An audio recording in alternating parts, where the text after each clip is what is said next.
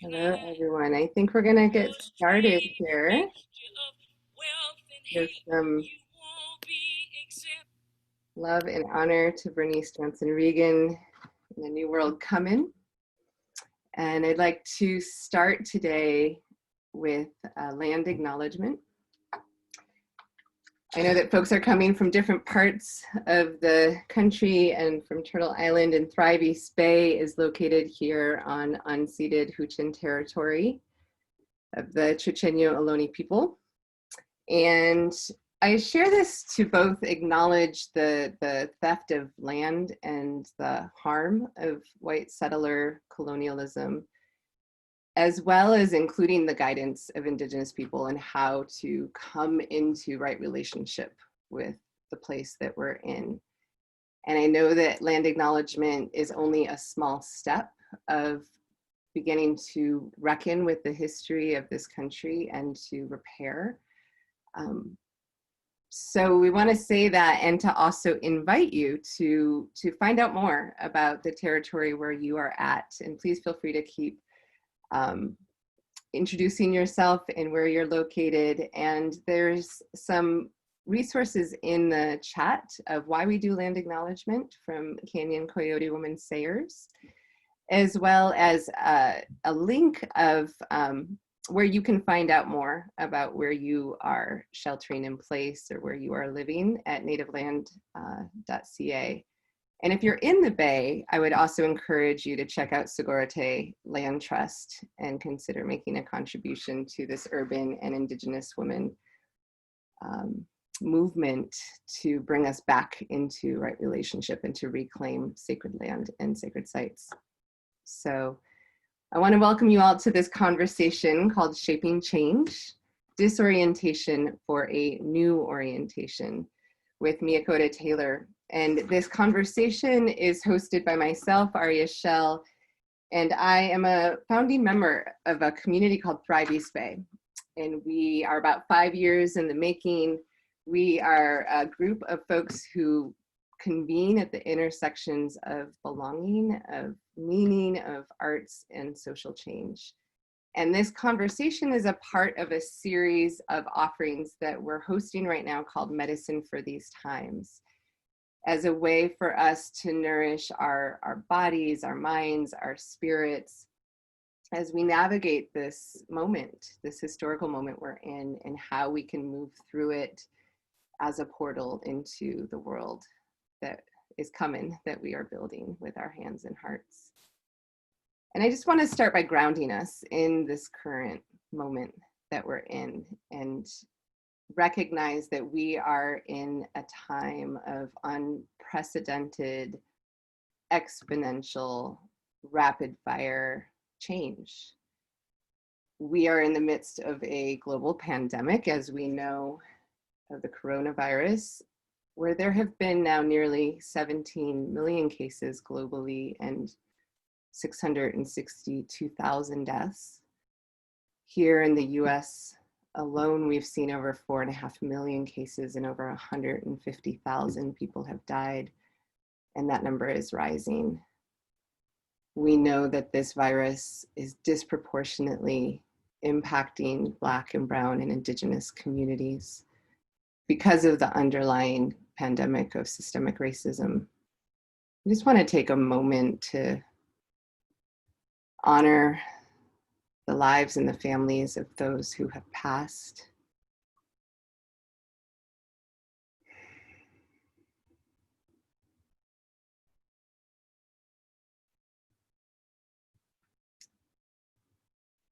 And to also ground us in this moment of incredible transformation and reckoning. We are in a national and global uprising against the police murders of Black people in this country, and a movement for Black liberation that is shaking the foundations of this country, necessarily so.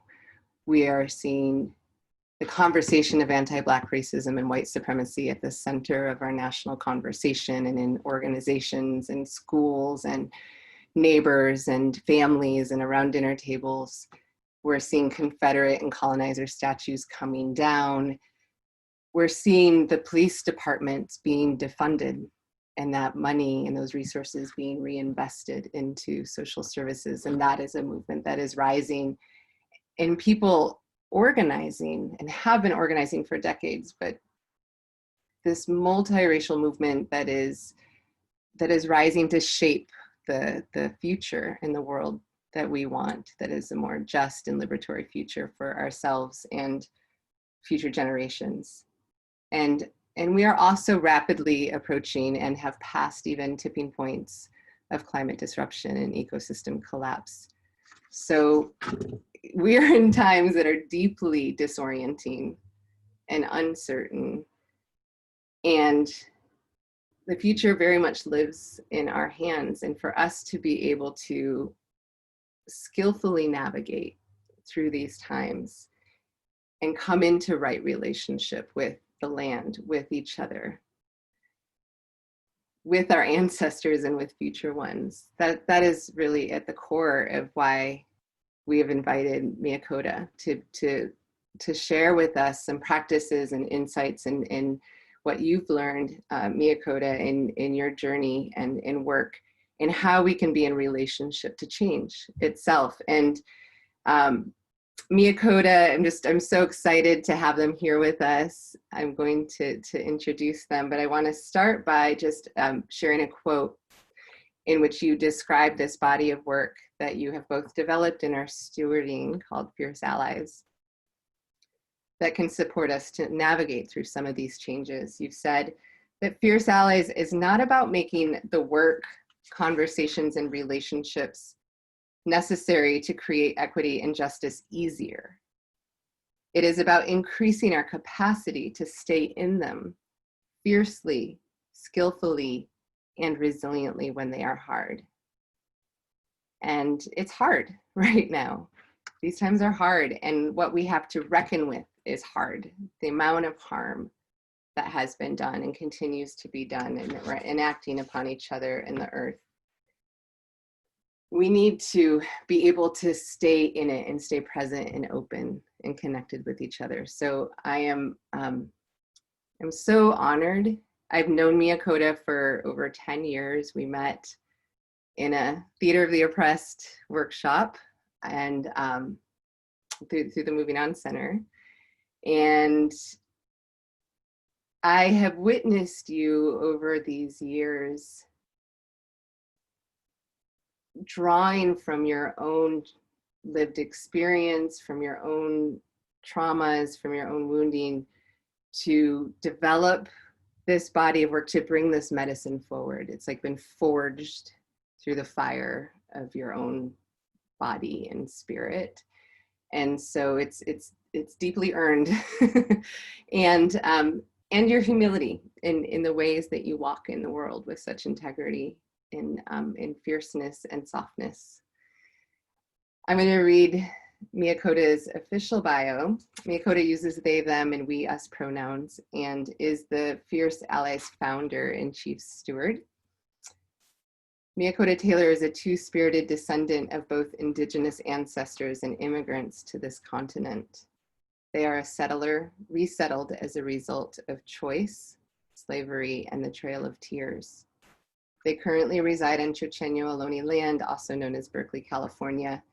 Since founding Fierce Allies in 2009, Miakoda has worked as a coach, trainer, facilitator, mediator, and strategy consultant with well over 500 leaders, organizations, and movements.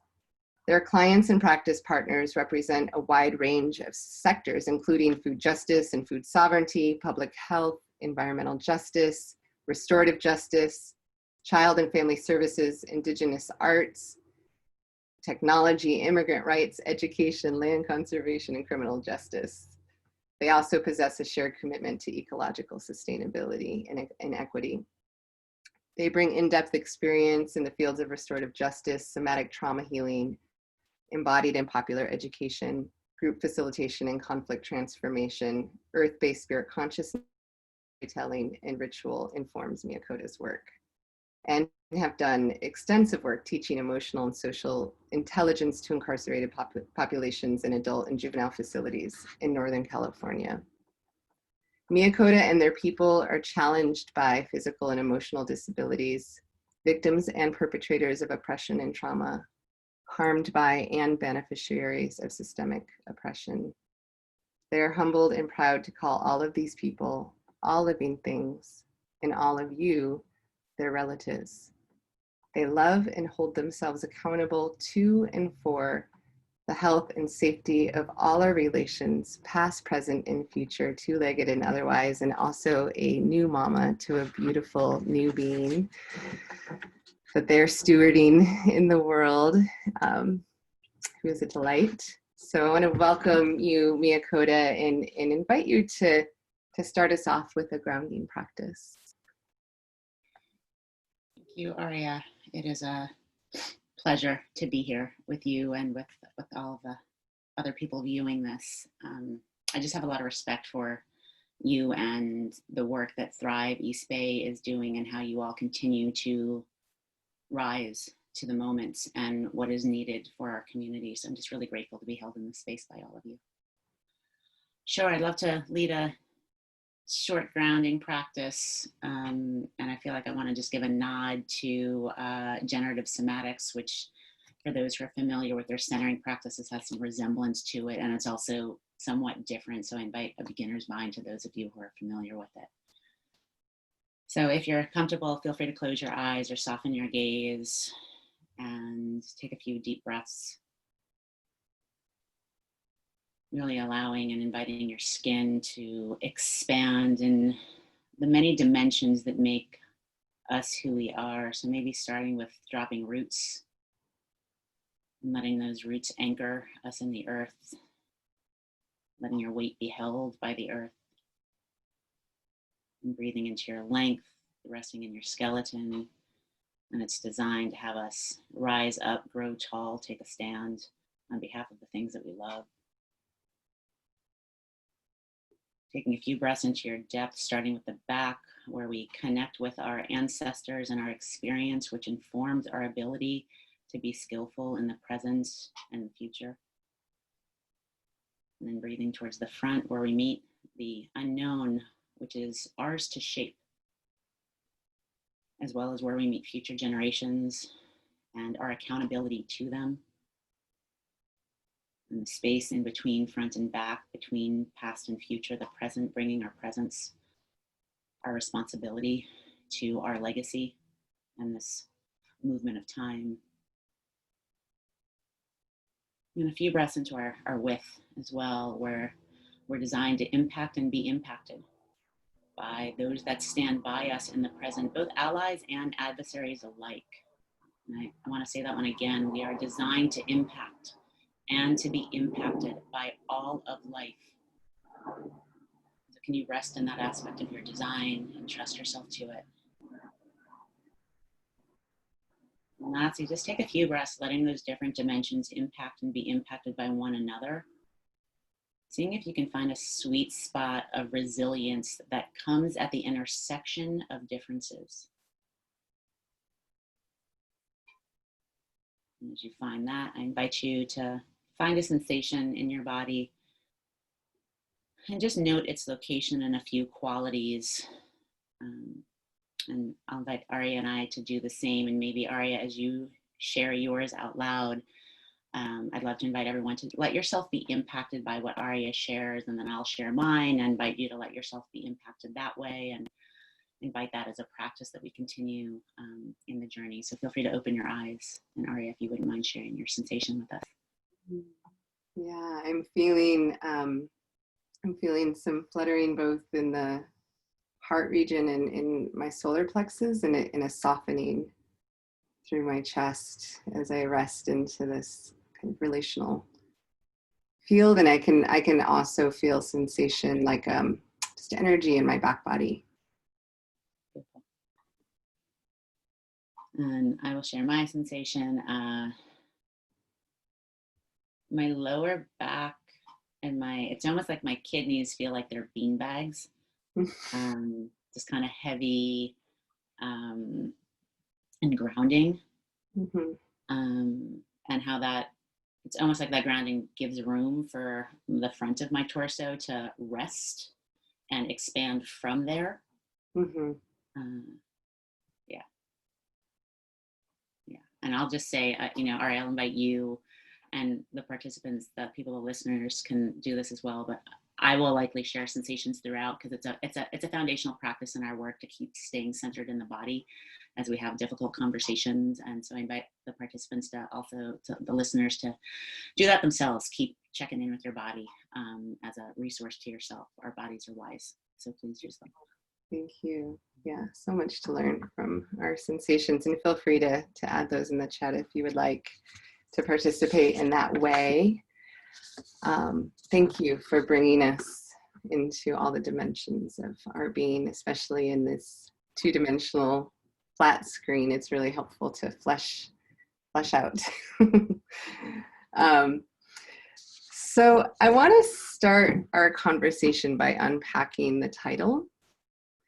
When I started this conversation with you about what should we talk about, what's most alive for you right now in this moment that you would like to lift up, you spoke about shaping change, and this language of shaping change comes from, in many ways, the writings of Octavia Butler, one of the first Black science fiction writers and also in the genre of Afrofuturism. And this book, Parable of the Sower, along with Parable of the Talents, but that I think a lot of people right now, in especially movement spaces, are really looking to this book as a guide in many ways for how to navigate the challenges and dangers of this time, which Octavia really could foresee and painted, and it takes place in 2024. And the protagonist, Lauren Alamina, develops this belief system called Earthseed, and these parables that are really in deep relationship to change. And so I want to share this one verse that says, God is change, and hidden within change is surprise, delight, confusion, pain, discovery, loss, opportunity, and growth. As always, God exists to shape and to be shaped. And so I wanted to start off by asking you what your relationship is to this work, how you have been shaped by Earthseed, by Octavia's presence in work in the world, and what your relationship is to it. Always love it when Octavia is brought in. I feel safer with her guidance in the space. Yeah. I feel like I need to give a nod out to Adelaja Simone, who was the one who insisted I read that book.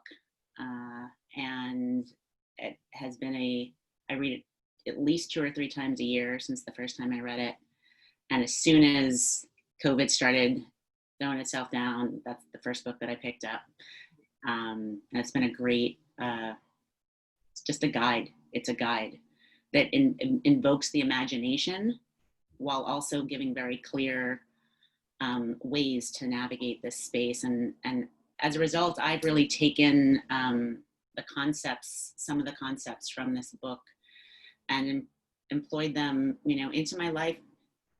I would think it's fair to say almost as a religion. Mm-hmm. And I think personally speaking, the way that it's been most prominent is in the creation of the family that I've assembled to raise Izel with. Mm-hmm. As I was, I knew that traditional, conventional family I was never gonna fit in there. I remember when I was discussing that I wanted to bring a child into the world with non-conventional arrangements with my dad, his response was, "Oh, thank God," because the idea of you ever having, a picket fence with a husband and 2 dogs and I just could never see you going there. And I love the idea of you having a family. Mm. And that just then gave me even more room and permission to really assemble what we refer to as our change family. Mm-hmm. And it's really, it's my 15 closest friends and their partners and their children. And a couple years ago, we actually did a commitment ceremony where we vowed to impact and be impacted by one another, to be collectively accountable to one another, to share in the pain and the joy and the disorientation of these times, and of being family, and of growing old, and of disappointments and dreams realized. And then it's fascinating to bring a child into the world. Literally, they were born on the winter solstice as a moment of change, and then 3 months later, COVID happened, and everything we had assembled for them, and the care and the enormous amount of support went poof. And we've had 3 pods of shelter in place. We're in our 3rd one right now. I'm actually in the house of one of my pod family members who's taking care of Ezel right now. And it's been really great to have that as a storyline. Mm-hmm. So every time something doesn't work, I don't go to, oh, it's a failure. I'm like, oh, change. What did I learn? How do we do it better? Change, change, change. And it has really allowed me to find every challenge of this time to be an inspiration and actually a choice. That's right. So, yeah, so I think that's one way of speaking about it. Yeah, it brings us into such a different kind of agency in our bodies when we can face and be present with the unknown, with what's uncertain, but have an anchor in how to navigate and ground in our purpose, or ground just in deep acceptance of, in invitation and embrace of change. Because otherwise we get torn apart by this world,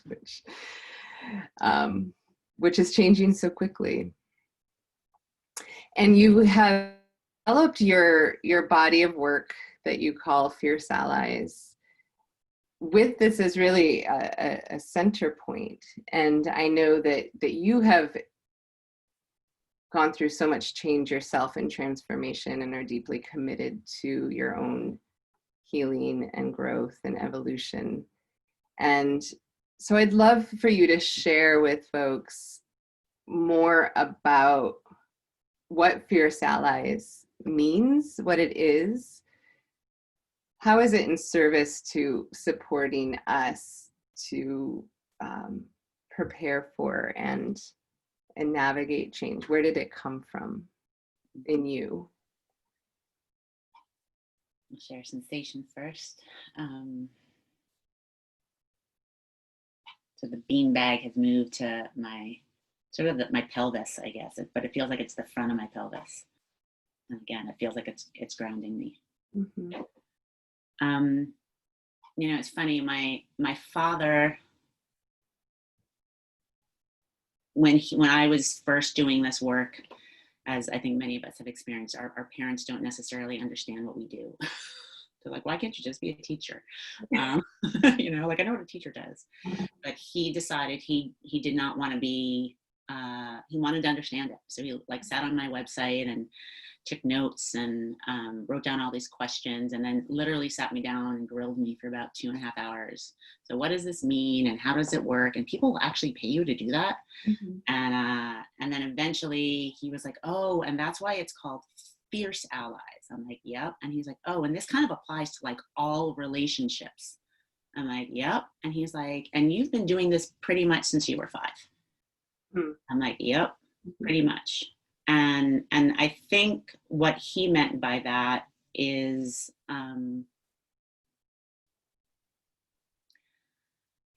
I, as many of us do, have a family that is challenged to be together.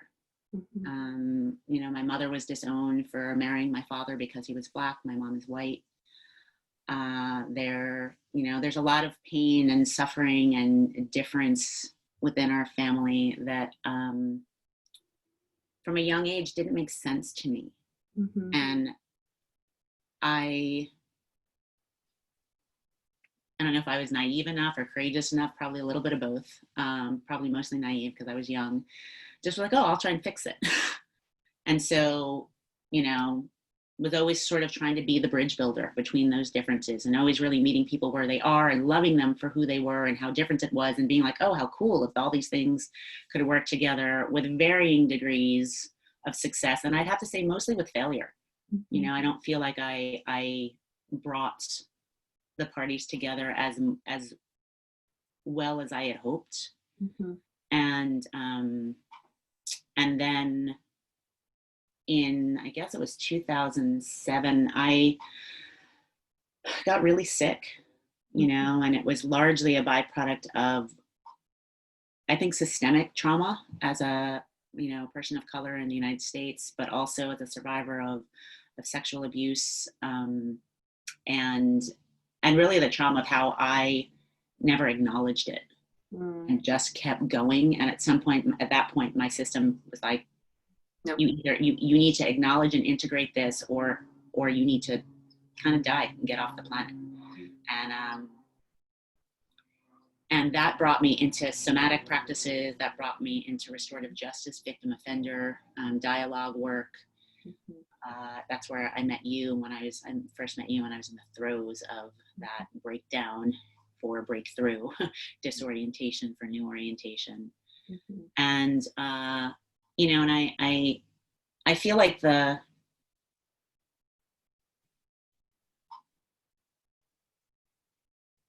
this work has never been something that I don't feel like it's mine.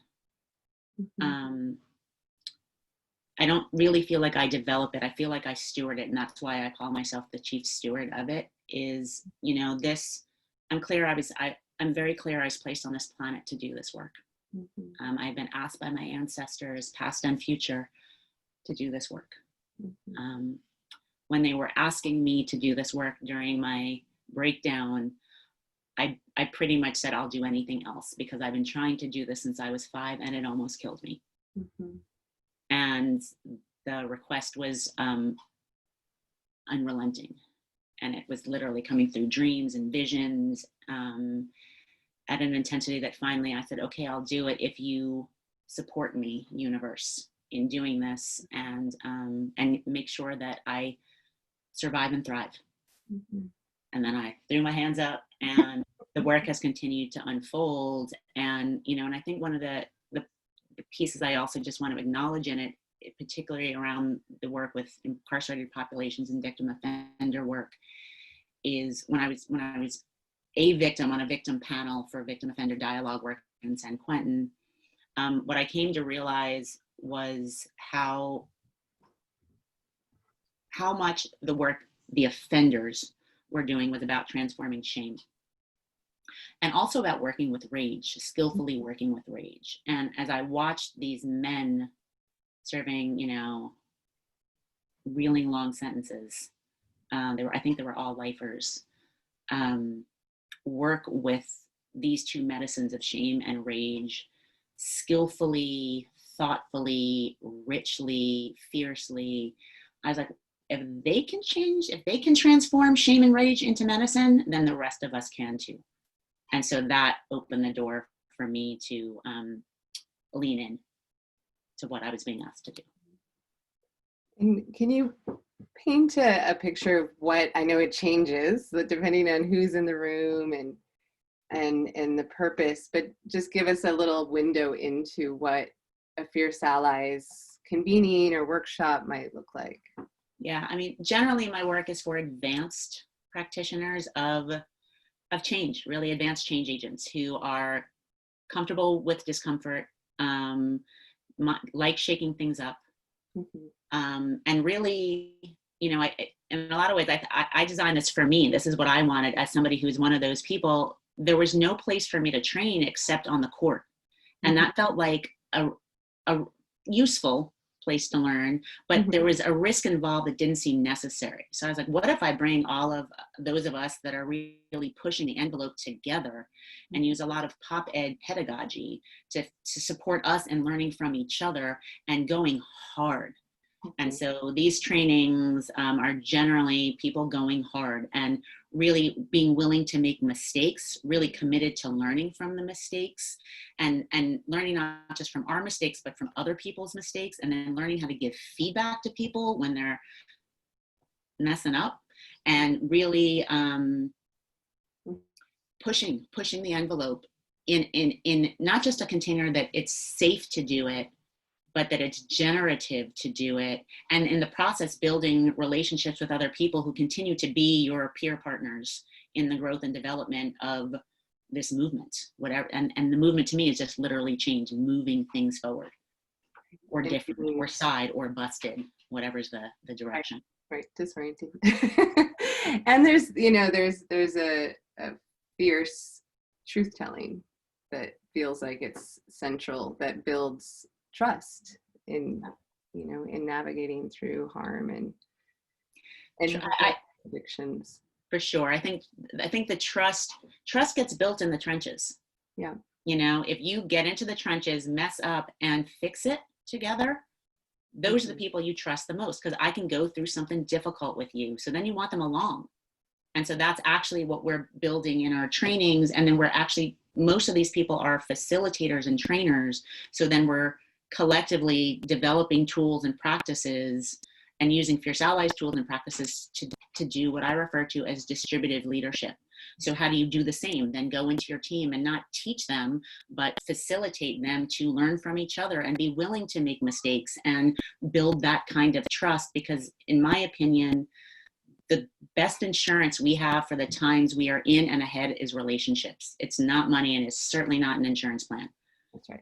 It's our relationships. People are going to have our back if we build that kind of trust. So let's build it. And to really be in a community of practice, that we're in constant practice. We're always practicing something. And so how are we directing our practice to be in service to healing and liberation and this deep relationship building?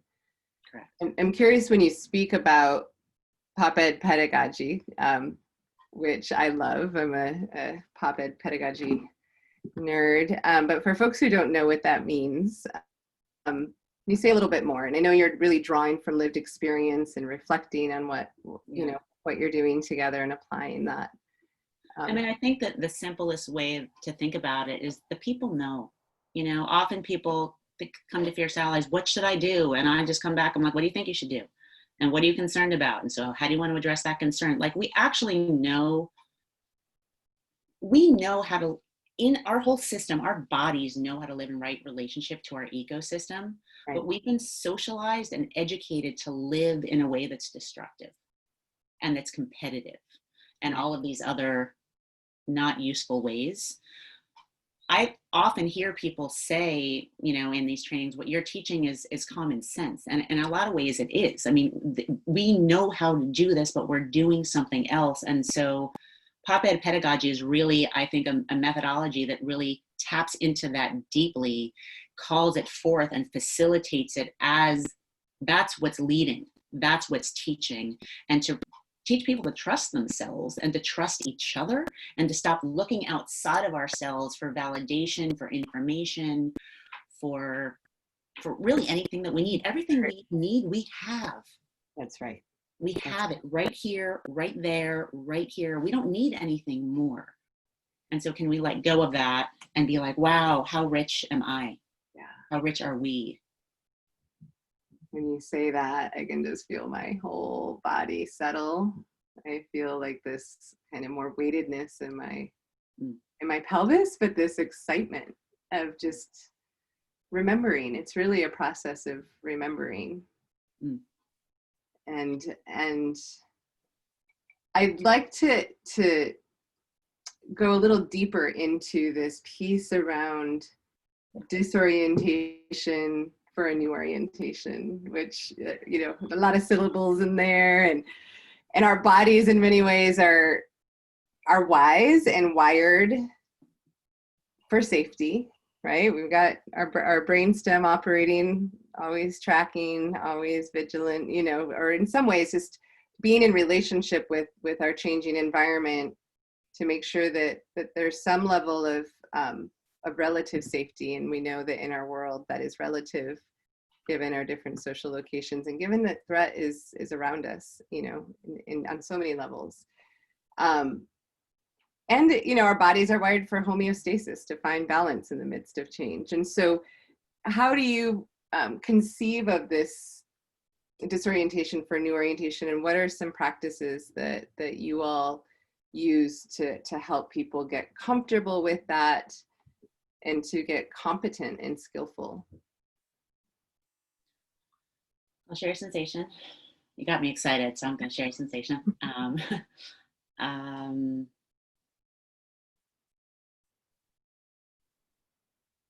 I can feel my heartbeat. It feels like it's about 4 inches lower than where I normally think of my heart to be, and it's more in my back than in my front.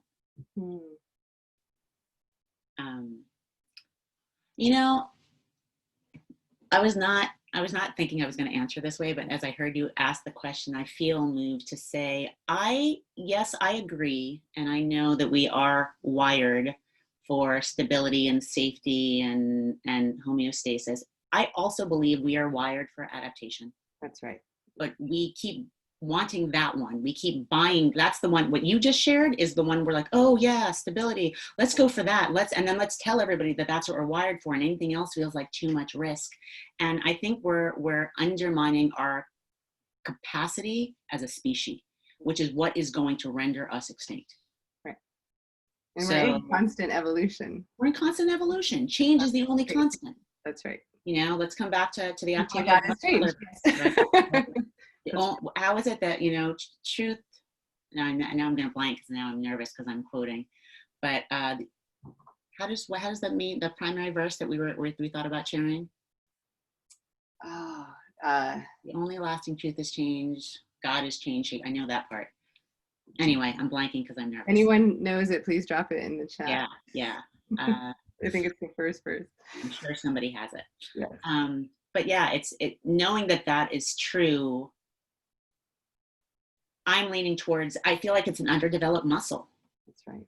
And so I think it starts by changing the narrative, right? And rather than saying that change, you know, we need stability, we need safety. Oh, we want change, we need change. Our bodies are designed and wired for it. Like, get us to be inspired by it, but also normalize that it is disorienting. But if anything we practice, we can get familiar with, and it's, you know, I mean, it makes me think a lot about sensations, right? I first started doing work with sensations when I was 25. I had 2 herniated discs in my back. I could not find any pain relief. We tried epidurals, we tried, you know, codeine, so many different things. And finally, a cousin of mine shared a meditation video. Actually, it was a yoga video. He thought I wouldn't like the meditation piece, so fast forwarded it. This is back when there was like tapes, and started right into the yoga piece. But then eventually I rewound it and found the meditation. I love the meditation, and it really invited a being with. And I was like, oh, well, maybe if I can't change the sensation of pain in my back, what if I could just actually get familiar with it, that I could stop contracting and doing all the aversions to it that were actually making my body worse. And just, can I find a way to soften to it and build a relationship to it? And what I found is that all the pain was heat. It was extreme and a lot of it, but I like really hot tubs. I take really hot baths. Why is this one bad and that one good? And all of a sudden I just started inviting that kind of curiosity. And that, again, was also an opening, you know, to this kind of work. What if we practice working with shame? The reason shame is problematic is because we shame our shame. Right. What if we practice being rageful? We're designed to have rage because it allows us to protect what we love. That's when we feel it. We shame it, so we don't practice it. Therefore, we're unskillful with it. Well, what if we got skillfully rageful? Like, knew how to like blow that torch and like make exactly the kind of mark and like blow away the things that need to be blown away, but not actually have to kill anybody. That's right. Right? But create just enough scar tissue that the stories keep telling themselves. That's right. But that takes practice, and that takes choice. And so that's kind of what what's at the heart of disorientation for new orientation, can we recognize that to have a new orientation, you actually have to let go of how you see things. Mm-hmm. And if you're doing anything shy of that, you're really just rubbing the status quo, you're massaging the status quo. Right. And so if you really want change, you got to choose disorientation. And how do we normalize that? And how do we practice that and prepare for that? So there's both the reshaping of our story and our worldview, which in many ways is the deepest leverage point we have for change, because everything comes from that, the types of systems and structures and relationships and organizations and all of that comes out of our story of who we are in relationship, you know, Right. whether it's this hierarchical or we're in deep interdependence. So there's a story piece and then there's a sensation piece, and we've been practicing this, and I'd love for you to speak a little more to the language of sensation, the wisdom that lives within naming and being with. And you spoke to it a little bit already, and that, you know, what you had named as pain became more of a sensation, became heat, and then it opened for you to be in more creative or generative relationship with it. But if there's other aspects of that practice that you can share with us. Yeah, I'd love to say a little bit about that. I also feel like I'd really love to share the tool that we talked about, possibly sharing the accountabilities, because I think that's also part of like the changing of the narrative, and it relates to the sensation piece. Because again, first I called it pain. Right. Really, pain is a story about sensation. That's not a sensation. Right. It's kind of a judgment about it. Right. Which generates more suffering, right? Exactly. And so, you know, there's something about our bodies can actually feel a lot. Our bodies want to feel a lot. As someone who is, you know, having suicidal thoughts, part of what had me come back into the world was, I was like, either I want to feel it all or I don't want to be here. Yeah. And if I'm going to feel it all, then I can't judge any of it. It's all being alive. And the pain, be it the pain that comes from injury, be it the pain that comes from sickness or from emotional hurt, watching your loved ones suffer, get killed. If you think about it, all of those are sensations of love. Something you love hurts or is harmed or is killed. And if you can, for me, if I can recognize every sensation as an expression of love, that inspires me to want to feel it all as enormously as humanly possible. Yes. Yes. Just yes. Thank you. Yeah. And what a great training for me for becoming a mother. I just want to say, like, because boy, oh boy, lots of sensations. Well. Yeah. And I want to say that we got a couple of folks who dropped in that quote, all that you, or the Earth Seed verse, all that you touch, you change. All that you change, changes you. The only lasting truth is change. God is change. Thank you. That's it. Just needed a little reminder. Yeah. All right, I'm gonna pull up a screen. So and can you, while I'm doing that, can you say a little more about this? Yeah, so first I need to give a nod again to Adelaja, and I think largely to Seneca Beth Miller, but also Emilia Martinez Brumbau, also known as Jubilee July. This tool, when these were all members of the Fierce Allies team as we were growing and expanding, and you know, after we did our first round of debrief of working together, largely the feedback I got was, Miakoda, you did not adequately prepare us for how intense this was going to be. I thought, that's fair and legit. I accept that. How could I have set you up better? What would you do that would set the next person up better? And they basically designed this tool. So we call it the Fierce Allies in Practice Accountabilities. And the way we use it is, there's several tools like this, but this is one version of it. We all use it the same way, but I'll explain this one. So in the beginning of meetings, we take 5 minutes in the meeting and we pull this up and each of us reads one And it could be just like me and Aryeh. Aryeh and I will model this. You'll read the first, I'll read the second. We read all the way through them. And then at the end, we stop and ask, what do you notice? You know, kind of what's inspiring you from this? How do we want to apply this to this meeting and to the larger work that we're up to? And the reason we do this is, you know, we create an agenda, we have our purpose and what are the outcomes and all of that. And you can already feel us getting into our heads. And we do this largely because we want to reroute the meeting in the principles and values of relationships, and really change preparedness, so that people are not disoriented by it. They're choosing the disorientation that is to come. So Aryeh, if you would join me and maybe read the first one, I'll read the second, and let's make our way through and then maybe do the practice at the end. Yeah, let's do it. Okay, go ahead. Recognizing that being a fierce ally steward is the most rigorous training and practice for embodying fierce allyship. Readying yourself for that, loving all the obstacles and opportunities, and being consistently grateful. Being fully accountable for your choice to be involved in pioneering work that is urgently needed. Accepting and navigating the natural overwhelm and disorientation with humor, dignity, humility, power, and responsibility. Planning and preparing for unpredictability and time-sensitive needs and demands.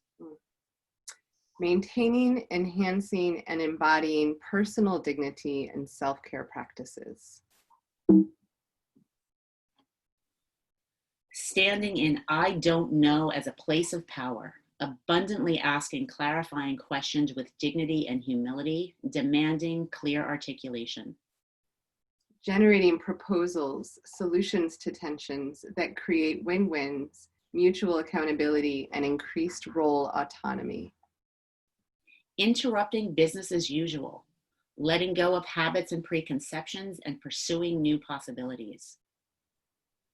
Midwifing ourselves, each other, and our collaborators through an intentional sequence of disorientation for new orientation. And I feel like I just want to note, like, this tool existed long before COVID.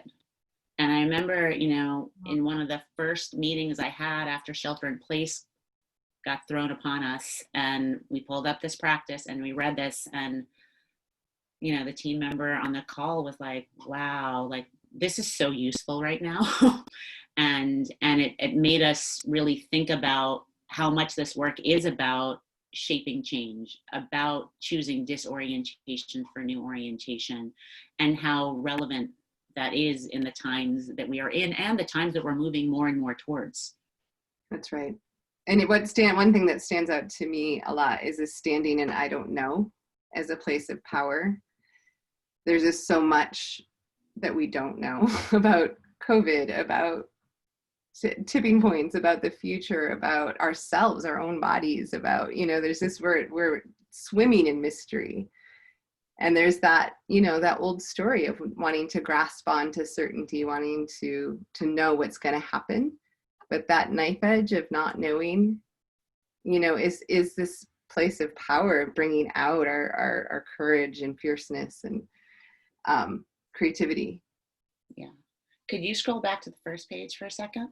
Yeah. Whoops. There we go. I feel like the one that's most present for me right now that I feel like hopefully a lot of us in our audience can relate to is number 2. Being fully accountable for your choice to be involved in pioneering work that is urgently needed. Accepting and navigating the natural overwhelm and disorientation with humor. Like, we gotta laugh, people. That's right. You know, dignity, humility, power, and responsibility, and planning and preparing for unpredictability.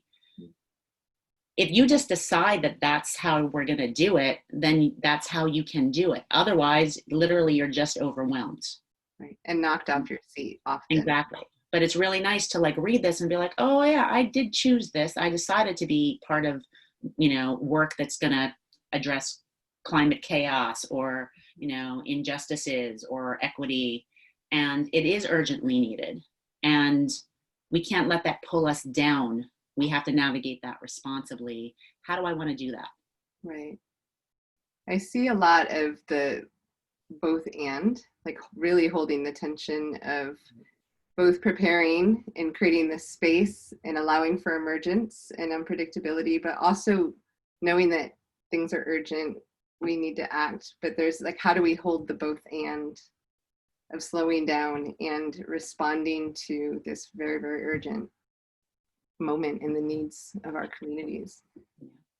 If you think about the access of that centering practice, the dignity practice, you know, it's are we leaning forward? I know what to do. I'm leading from my head, or can we really be in that center axis, kind of like a willow? Okay, where I kind of know, I don't know, I'm a little bit off center, you know. If we don't But trust that that's building resilience, and so trust all of it. Mm-hmm. Yeah. Mm-hmm. Can you say a little more? I know that there's the more specific practices in the disorientation for new orientation. And one of them that stood out to me a lot was the living in the questions. It felt just really, really juicy, and something I think that folks who are listening and watching could also really benefit from. Yeah, you know, living into the question. Do we have time to do that, Aryeh? We do. We have a few minutes, so let's just. We'll do a short version of it. So living into the question is a tool that's really, it's about standing in I don't know as a place of power. So yeah. So the way that we do it is, the invitation is to ask questions of deep wonder. Don't ask yes, no, or why questions. Yes and no questions don't offer a lot of wonder, and why asks a little too much wonder. I'll just leave it at that. Don't qualify your questions, just ask them. And let's share a sensation. So maybe we can just model this, and I'll start us off with a question. Sorry, I'm hearing people walking around outside. Hey, Karis, can you close the door? Thank you. Sorry. In this moment, Aryeh, what's one question that you either want to invite yourself into, or maybe invite all of us into, that might allow for I don't know to be a place of power? Feel free to share a sensation. I can feel my neck. There's heat, and also just a lengthening and a desire to sit up straighter and look around. What becomes possible when I live from curiosity? Beautiful. I'll share, I have a tingling in my tailbone, and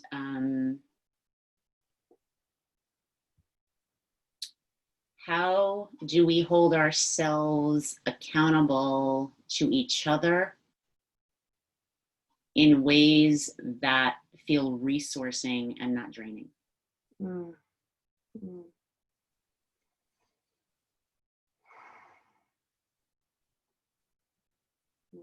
I can feel my palms.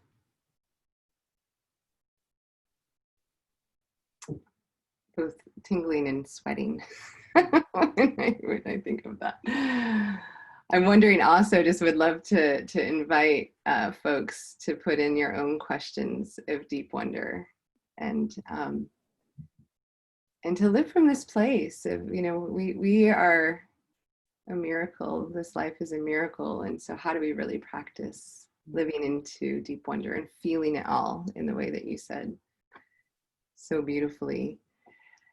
And Miakoda, we're coming, unfortunately, this is like so quickly, like we just are getting started. That when we do that practice, usually you do several rounds of it.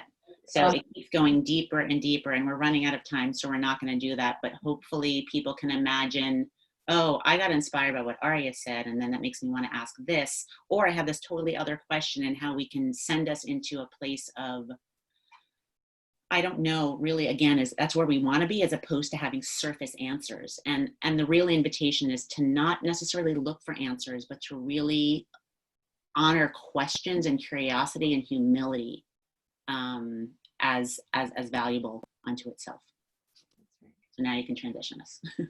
Rilke said to live the questions. That's right.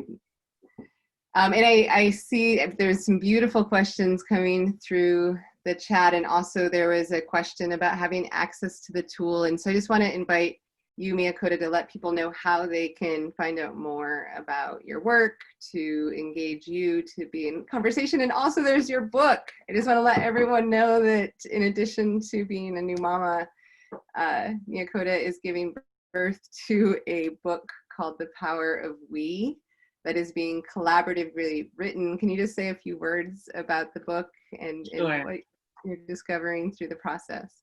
Yeah, it's funny. We're thinking about changing the name to Shaping Change, just for the record, because that's how much that theme is coming through for us. But it's, you know, it's about, it's sharing the tools and practices.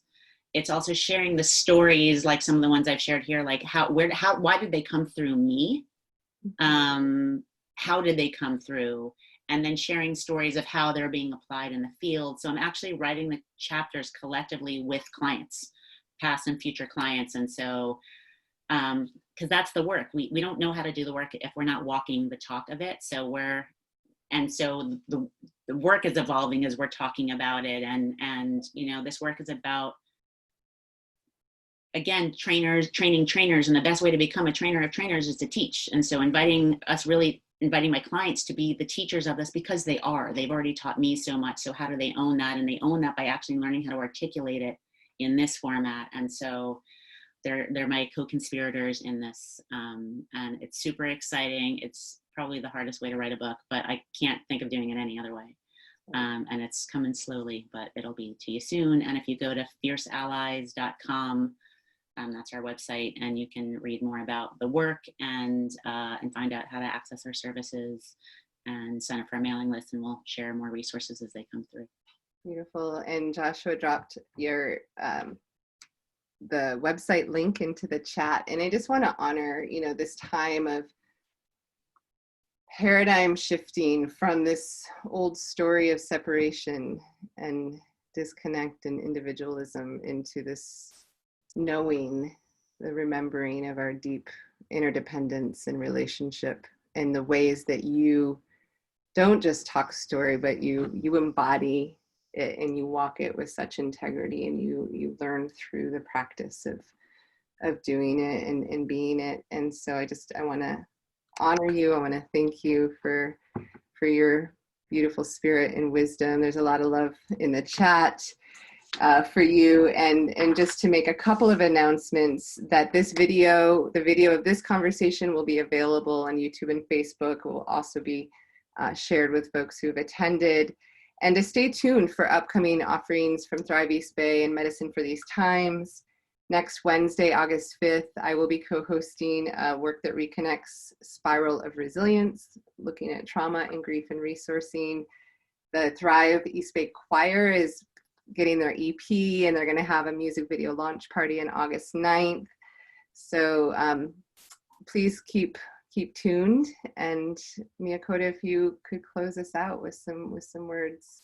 Yeah, when I was doing this work in juvenile detention centers, we would close with this call and response. So if y'all could repeat after me. Any positivity generated, we give away to all of life. We give away to all of life. For the sake of freedom. For the sake of freedom. Thanks everybody for being here.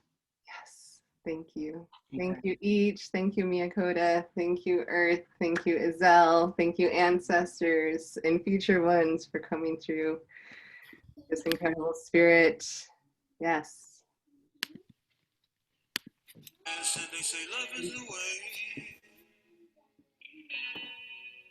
Listen the world, I hope I see you again someday. In isolation, trying to find the right words to say. To the rest of the world, from Oakland to the rest of the world, I love you. So Chris signing off, giving you some love. Yeah, I'd love to just take a minute and read some of the. Yeah, please. Is there any way we can I'll save the chat. Save the chat? That would be great. All right. Peace out, everyone. Much love. Bye.